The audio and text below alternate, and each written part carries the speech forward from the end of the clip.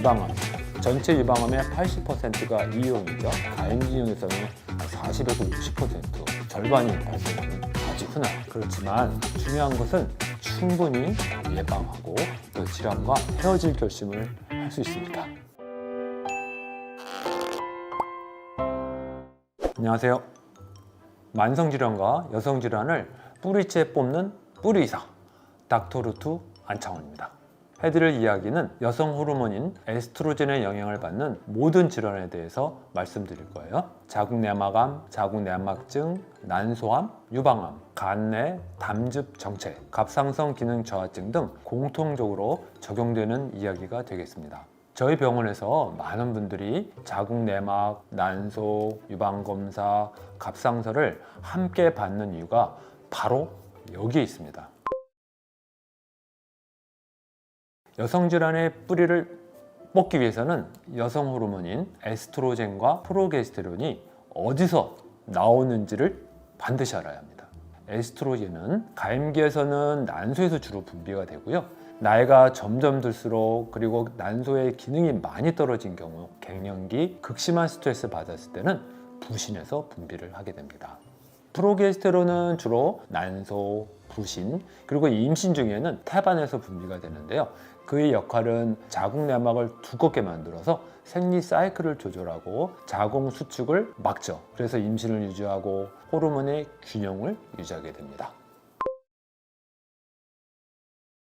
에스트로겐 우세증으로 인해 정말 많은 에스트로겐 의존성 질환이 생기거든요. 자, 에스트로겐 의존성 질환은 에스트로겐이 몸의 특정 부위에 있는 어떤 호르몬 수용체랑 결합을 하게 되죠. 그렇게 되면은 조직들이 성장을 하거나 악화하는 그런 질환군이라고 이해를 하시면 되고요. 이로 인해 생기는 악성 질환은 세 가지로 정리할 수가 있는데요. 첫째는 유방암. 전체 유방암의 80%가 이용이죠. 에스트로겐이 암세포의 성장을 촉진하고요. 두 번째는 자궁내막암인데요. 에스트로겐의 과잉작용으로 인해서 내막이 점점 증식하면서 생겨나게 되겠고, 세 번째는 특정 유형의 난소암이 생길 수 있는데 역시 에스트로겐 수용체에 발현되는 종양이 되겠습니다. 자, 에스트로겐 의존성 질환 중에 악성뿐 아니라 양성 질환도 많이 있는데요. 첫째는 자궁 근종입니다. 가임기형성의 40에서 50%, 절반이 발생하는 아주 흔한 유방 섬유증도 생길 수 있는데 통증이나 결절을 형성할 수 있고, 마지막으로 갑상선 기능 저하증이나 간내에 담즙 정체증도 생겨날 수 있다고 합니다. 에스트로겐 우세증으로 생길 수 있는 질환이 정말 너무 많죠. 그만큼 에스트로겐과 프로게스테론의 균형을 맞추고 관리하는 것이 정말 중요합니다. 자, 에스트로겐 균형이 무너지거나 질환을 유발하게 되는 여러 경로를 말씀드릴게요. 이 경로들만 알아도 이해가 훨씬 쉬워집니다. 자, 첫째로는 에스트로겐이 세포 표면에 있는 수용체와 결합을 합니다. 그래서 세포의 증식을 촉진하는 경우가 있겠고요. 아로마타제라는 효소가 과도하게 활성화되면 몸에서 결국 에스트로겐이 더 많이 만들어지잖아요. 특히 비만인 경우에 지방세포에서 다른 호르몬이었던 것이 에스트로겐으로 바뀌게 되면서 우세증이 생기게 되는 거죠. 또한 몸에 염증이 생기게 되면 호르몬하고 염증이 상호작용을 하게 되죠. 결국 에스트로겐 생성을 촉진합니다. 에스트로겐 의존성 질환들은 호르몬 문제로 생겨나는 것이라서 호르몬 차단 치료를 가장 나게 많이 하죠. 호르몬 차단으로 되지 않을 경우에는 수술적 절제가 들어가기도 합니다. 호르몬을 우리가 조절할 수 있나? 이렇게 의문도 드시고 막막하실 텐데 확실하게 가능하다고 말씀드릴 수 있어요. 이렇게 질환이 생겨나기 전에 에스트로겐 균형과 생활 습관을 잘 관리해주면 충분히 예방하고 또 질환과 헤어질 결심을 할 수 있습니다. 오늘 제가 알고 있는 모든 지식을 대방출해 드리겠습니다. 에스트로겐 우세증과 갑상선 기능 저하증은 엄청난 상관관계가 있어요. 여성 호르몬하고 갑상선 호르몬은 거의 서로를 잡아먹는 그런 메커니즘인데요. 자, 에스트로겐은 혈액 속에서 갑상선 호르몬을 운반하는 단백질의 생산을 늘리는 거예요. 갑상선 호르몬은 운반만 되는 것이 아니라 세포에 도착해서 활동하는 호르몬도 있어야 하거든요. 운반하는 단백질만 많아지고 도착하는 호르몬이 줄어드니까 갑상선 기능 저하증이 생기게 되는 원인이 됩니다. 근데 문제는 에스트로겐 우세는 갑상선 호르몬에 대한 수요를 또 증가시켜요. 그래서 연구에 따르면 에스트로겐 치료를 받은 여성들이 갑상선 균형을 유지하기 위해서 갑상선 약인 티록신 용량을 늘려야 하는 경우가 많다는 보고가 있습니다. 이제 여기서부터 서로가 서로를 잡아먹는 악순환이 시작이 되는데요. 갑상선 기능이 저하되면 간에서 에스트로겐을 처리하는 속도가 굉장히 느려지잖아요. 그러면 에스트로겐 수치는 계속 증가할 것이고 이것이 다시 갑상선 기능을 방해하는 그런 악순환이 되는 거죠. 그 외에도 여러 복잡한 관계로 인해서 갑상선 문제가 있으시는 분들은 에스트로겐 균형에도 주의를 기울여야 합니다. 그 반대도 마찬가지입니다. 생리학적으로 여성은 에스트로겐이 조금만 증가해도 웬만큼 관리하지 않고선 호르몬 질환에 당할 수밖에 없어요. 그렇지만 중요한 것은 지금 그 원인을 확실히 알고 에스트로겐과 프로제스테론의 균형을 맞추면 됩니다. 에스트로겐 우세증의 원인은 5가지로 정리해 볼 수 있어요. 자, 첫째, 우리 몸 내부 문제입니다. 에스트로겐이 과다하게 분비되는 경우가 있어요. 예를 들어서 비만인 경우에는 그 지방세포들이 테스토스테론을 에스트로겐으로 변하는 아로마타제라는 효소가 있거든요. 얘를 자극합니다. 결국 에스트로겐이 과하게 분비가 되는 거죠. 자, 두 번째로는 외부 요인인데요. 제노에스트로겐이라고 해서 이것이 다량 인체내로 유입이 되는 경우가 있겠습니다. 세 번째는 중요한데요. 에스트로겐이 간에서 대사가 잘 안 되거나 나쁜 쪽으로 대사될 때, 그리고 네 번째로는 대사된 그 불필요한 물질들이 장에서 변으로 배설이 안 되고 다시 재흡수되는 경우가 있겠습니다. 자, 마지막으로는 스트레스를 받거나 무월경이 있는 경우 혹은 폐경이 됐을 때 프로게스테론이 낮아지거든요. 그때 상대적으로 에스트로겐이 높아지는 경우가 있겠습니다. 자, 에스트로겐 우세증 원인 중 하나인 제노에스트로겐은 정말 다양한 환경과 분야에서 노출되어 있는데요. 비유기농 육류라든지 유제품, 달걀에도 있고요. 자외선 차단제 등에도 노출되어 있습니다. 카페에서 자주 만지작거리는 그 영수증에도 있고요. 제가 영상에서 반드시 피해야 하는 성분들을 띄워드릴 테니까 해당 성분들을 성분표에서 확인하고 피해 주시길 바랍니다. 제노에스트로겐은 생활에서 굉장히 다양하게 분포되어 있기 때문에 알려드려야 할 것이 굉장히 많거든요. 제가 이번 영상에서는 이렇게 간단히만 말씀드리고 다음 영상으로 따로 빼가지고는 더 상세히 설명드리도록 하겠습니다. 자, 앞에 띄워드렸던 성분 꼭 찍어놓고 기억하셔서 노출되지 않도록 조심해 주시기 바랍니다. 내부 요인으로는 비만이 되면 우리 몸의 지방 조직 내에 염증이 생기게 되거든요. 지방세포들이 많아져서 서로 불편하다고 신호를 보내는 거예요. 이 염증 상태에서는 지방 조직의 특별한 효소인 아로마타제가 평소 2배 내지 3배가 많이 만들게 되거든요. 이렇게 아로마타제가 많아지게 되면 에스트로겐이 많아지게 되는 거잖아요. 에스트로겐은 정상적인 양일 때는 건강에 긍정적인 영향을 주겠지만 너무 많게 되면 결국 유방암 세포가 자라는데 영양분처럼 작용할 수가 있다는 거죠. 이러한 이유로 비만은 유방암 위험이 최대 3배까지 높일 수 있습니다. 또 지방세포로 인해 생기는 암에는 치료 과정에도 문제가 있을 수 있죠. 아로마타제를 억제하는 그런 약을 처방을 해도 아로마타제가 너무 많이 만들어져서 전신적으로 에스트로겐 생성이 증가되어 있잖아요. 그러면 약이 충분히 효과를 발휘하지 못할 수도 있겠죠.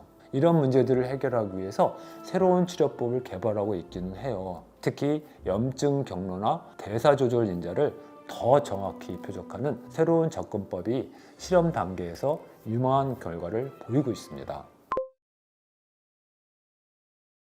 지금부터는 이제 에스트로겐이 어떻게 대사되는지. 이제 에스트로겐은 우리 몸에서 2단계를 거쳐 처리된다고 했잖아요.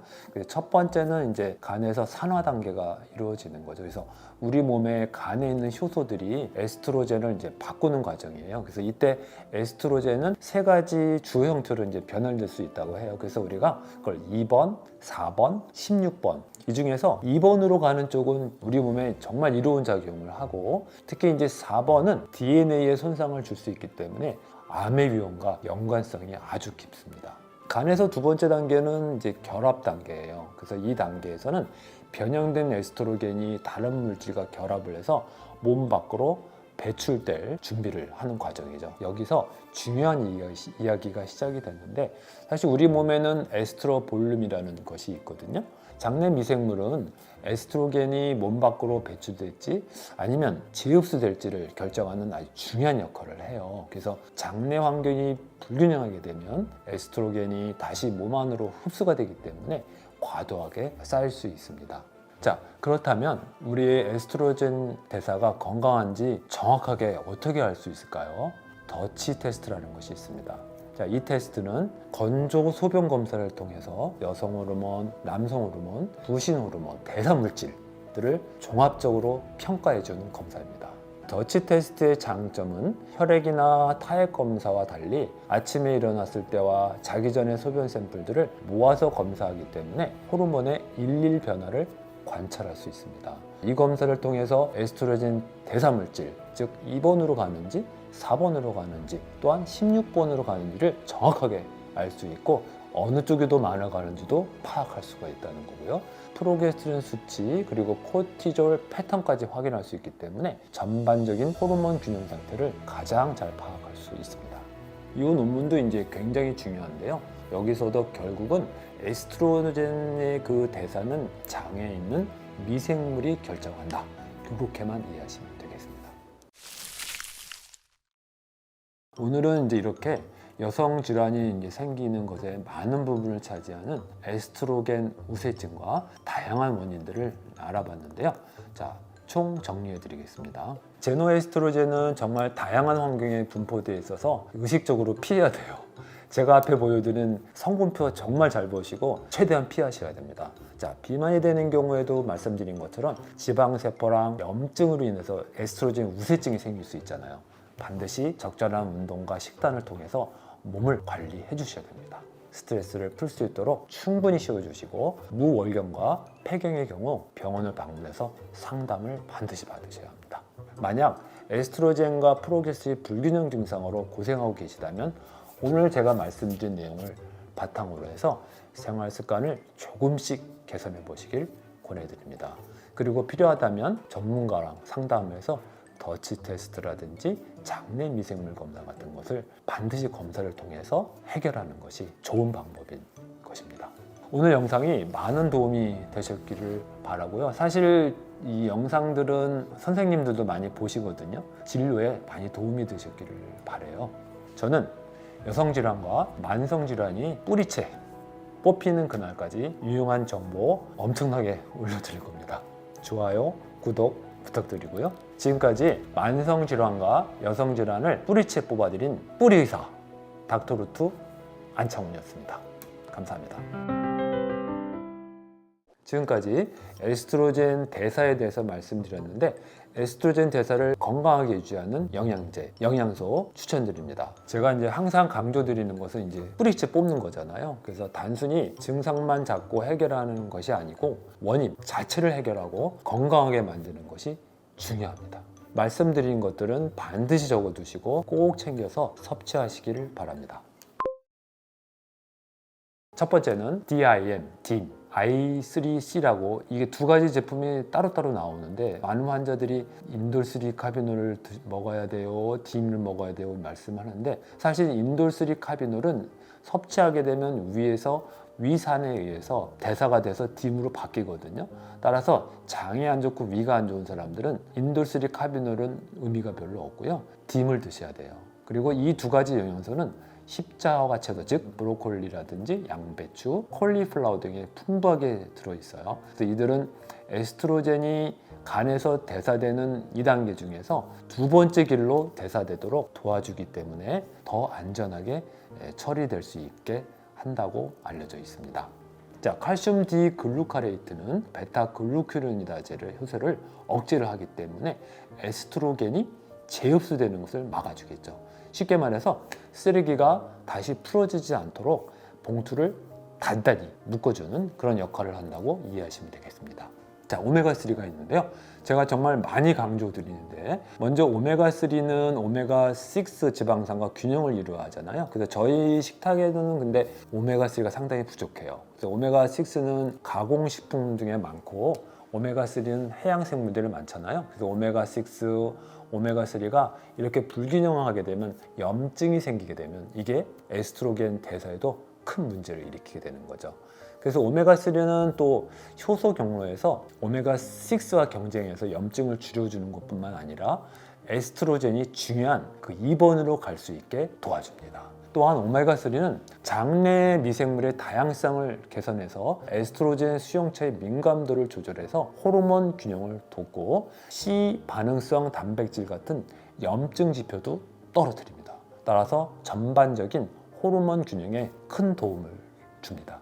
중금속에 관한 것도 굉장히 얘기가 많이 나와요. 이 논문에서도 니켈, 카드뮴, 비소, 수은, 납 이런 것들이 난소에 영향을 줘서 독소 물질을 쌓이게 해서 나쁜 영향을 줄 수 있겠다. 따라서 중금속 관리가 정말 난소 관리에 필요하다라는 것을 계속 레포트하고 있습니다. 다음에 또 아주 심상치 않게 등장하는 것이 멜라토닌인데, 자, 멜라토닌은 다양한 기전을 통해서 암 예방 및 치료에 잠재력을 보이는 호르몬으로 주목받고 있죠. 최근 연구 결과를 다 종합해보면 주요 작용 메커니즘이 확인되었는데요. 첫 번째로 항암 작용 메커니즘이 알려져 있어요. 그 기준으로는 세포 사멸을 유도하는 걸로 되어 있고, 두 번째로는 전이 및 침습을 억제하는 그런 걸로 이제 알려져 있고, 자, 세 번째로는 혈관 신생을 차단하면서 효과를 볼 수 있다 알려져 있고, 네 번째로는 에피균학적 조절이라는 게 뭐냐면 DNA 메추라 상태를 지금 변화시키거든요. 그래서 유방암 등에서 이제 종양 억제 유전자를 재활성화 시켜서 화학요법을 했을 때 내성을 극복한다고 그렇게 알려져 있습니다. 자, 암종별 효과는 이제 유방암에는 그리고 난소암, 그리고 이제 교모세포죠. 효과가 좋다는 논문들이 많이 있습니다. 임상적 유용성에 대해서는 이제 화학요법 보조제로 멜라토닌을 병용했을 때 부작용이 훨씬 더 줄었다는 그런 보고가 있고, 제가 이제 가장 중요하게 멜라토닌을 생각하는 것은 생체 리듬을 보호한다는 거예요. 그래서 야간에 뭐 인공 광을 노출이 돼가지고 멜라토닌 분비가 억제가 되잖아요. 이럴 때 DNA가 저메추라가 되거든요. 요거를 이제 차단해서 유방암 진행을 늦추는 것으로 그렇게 이제 확인이 되었고요. 한 1에서 20mg 정도에서는 신경 독성이나 심각한 부작용 없이 장기간 사용 가능한 이게 프로필이 제시가 되어 있어서 부담 없이 이제 드실 수 있는데요. 저는 사실 이렇게 멜라토닌에 대해서 처방을 빠짐없이 해드리고 있습니다. 오늘은 이제 이렇게 에스트로겐 우세증과 다양한 원인들을 알아봤는데요. 자, 총 정리해 드리겠습니다. 전에 말씀드린 아까 더치 테스트 이제 그림을 보시면 위에서 시작하는 이게 테스토스테론에서 에스트로겐으로 가는 길목이 있잖아요. 그 길목에 아로마타제가 있거든요. 그 아로마타제를 억제하는, 따라서 에스트로겐을 좀 낮추는 그런 영양소들이 두 가지가 있습니다. 첫 번째는 멜라토닌이 있겠고요. 두 번째는 오메가3가 대표적입니다. 반대로 아까 말씀드린 비만인 경우에는 지방세포가 염증을 일으키기 때문에 아로마테제를 활성화시키잖아요. 그러면 어떻게 돼요? 에스트로겐이 더 많아지겠죠? 그렇게 이해하시면 되겠어요. 이제 내려오시면은 이제 에스트로겐이 E1, E2, E3 세 가지로 이제 나눠지잖아요. 근데 가장 강력한 게 E2잖아요. 근데 E2가 만들어지지 않게 하는 것이 또 멜라토닌입니다. 자, 그 밑으로 좀 내려오시면은 그 에스트로겐이 이제 분화가 되는데 세 가지 길이 있다 그랬잖아요. 2번으로 우리는 가고 싶잖아요. 몇 가지 방법이 있죠. 첫 번째로는 아까 말씀드린 D미 가장 강력한 영향력을 발휘하고요. 그러면은 뭐를 피해야 되냐? 중금속, 환경 오염 물질을 반드시 피해야 돼. 이런 것들이 절대 가면 안 되는 그런 길이 되겠습니다. 오늘 영상이 많은 도움이 되셨기를 바라고요. 지금까지 만성질환과 여성질환을 뿌리채 뽑아드린 뿌리의사 닥터루트 안창훈이었습니다. 감사합니다. 안녕하세요. 만성질환과 여성질환을 뿌리채 뽑는 뿌리의사 닥터루트 안창훈입니다.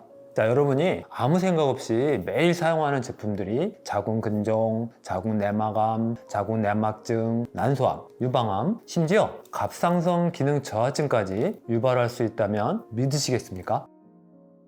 자, 여성 호르몬 중에서 에스트로겐이라는 것이 있는데요. 가임기에서는 난소에서 주로 분비되고 갱년기 이후에는 콩팥 위에 부신과 지방에서도 나옵니다. 갱년기 또는 나이가 점점 들수록 난소의 기능이 많이 떨어진 경우, 그리고 극심한 스트레스를 엄청 받았을 때 부신에서도 에스트로겐을 분비합니다. 이런 에스트로겐이 과다하게 되면 우리가 에스트로겐 우세증이라는 그런 상태가 되죠. 에스트로겐 우세증은 각종 여성 질환, 즉 자궁근종, 자궁내막암, 난소암, 유방암까지도 유발할 수 있는데요. 생리통, PMS가 심한 분들은 다 에스트로겐 우세증 때문일 수 있습니다. 수많은 여성 질환의 가장 큰 원인이 바로 에스트로겐 우세입니다. 에스트로겐 과다를 유발하는 여러 원인이 있지만 오늘은 그 중에서도 제노에스트로겐에 대해서 말씀드리고자 해요.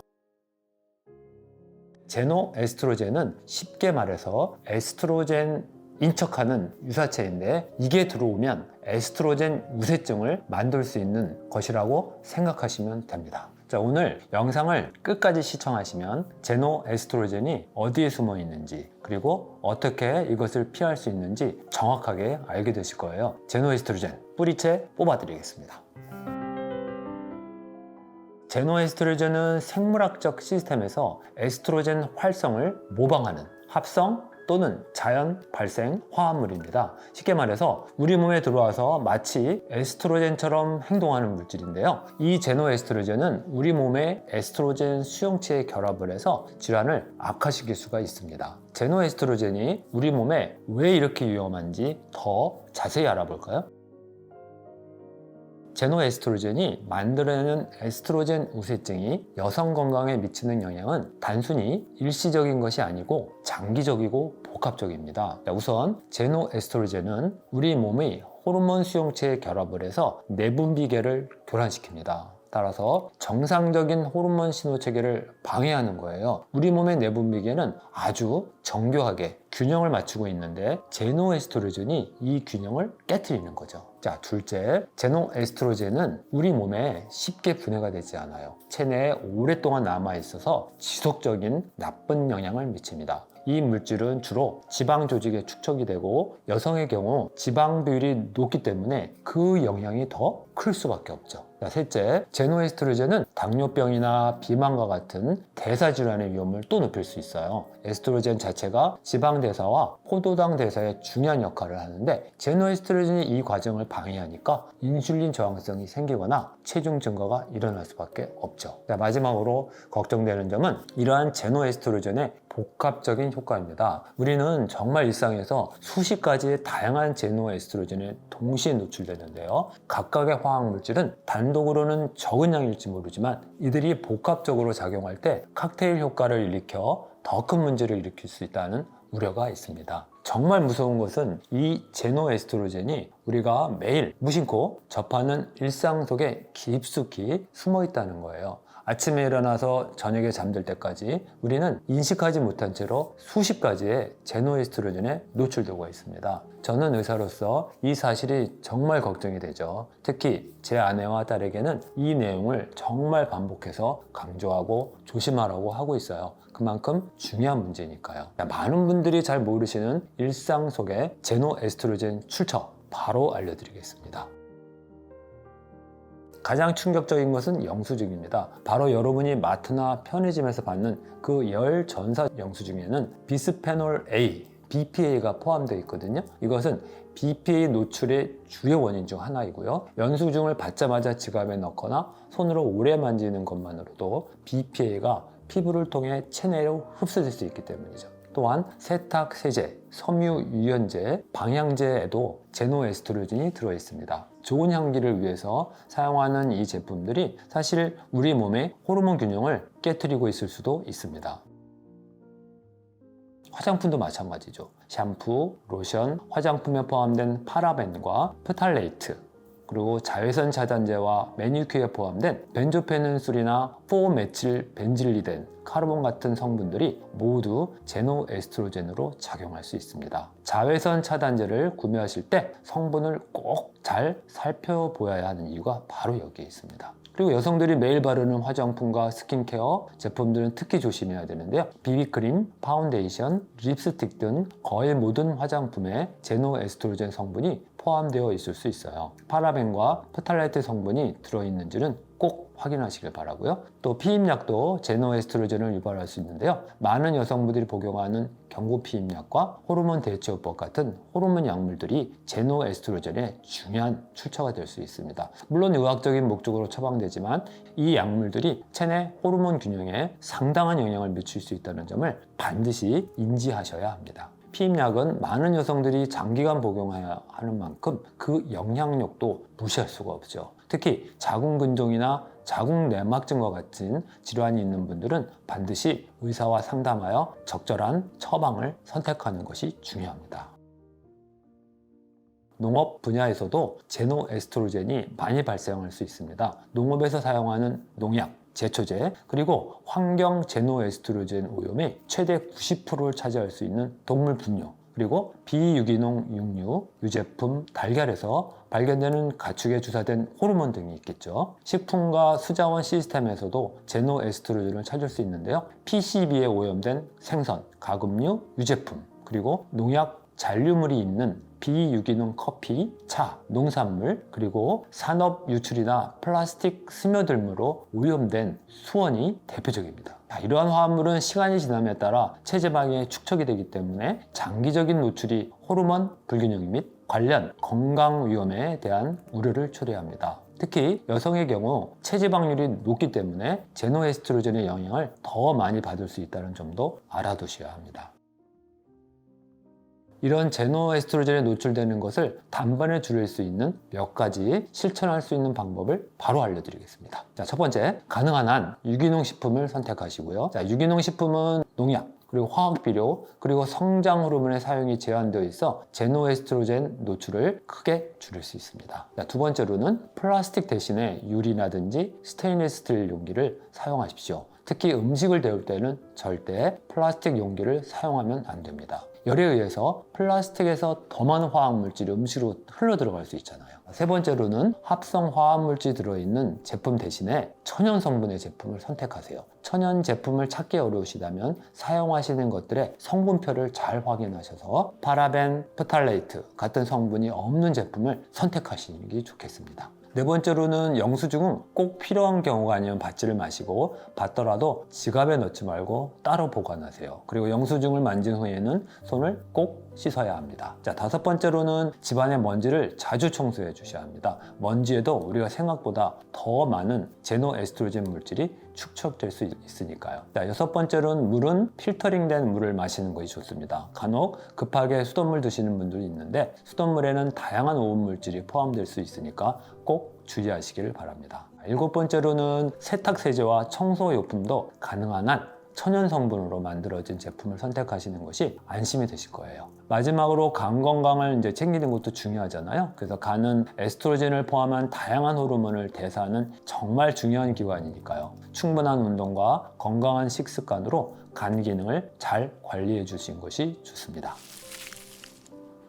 자, 오늘은 이제 제노에스트로겐이 무엇인지, 어디에서 노출될 수 있는지, 그리고 어떻게 노출을 줄일 수 있는지에 대해서 알아보았습니다. 제가 이야기한 내용들이 너무 많아서 당장 모든 것을 바꾸기는 어려울 수 있습니다. 하지만 작은 변화부터 시작해 보세요. 플라스틱 용기 하나를 유리 용기로 바꾼다든지, 화장품 하나를 살 때 성분표를 반드시 확인한다든지, 이러한 작은 변화들이 보이게 되면 여러분의 건강을 크게 개선할 수 있게 됩니다. 앞으로도 여러분의 건강에 도움이 되는 유익한 정보를 많이 알려드릴 예정이니 구독과 좋아요 부탁드립니다. 여성질환 오늘도 뿌리채 뽑아드렸습니다.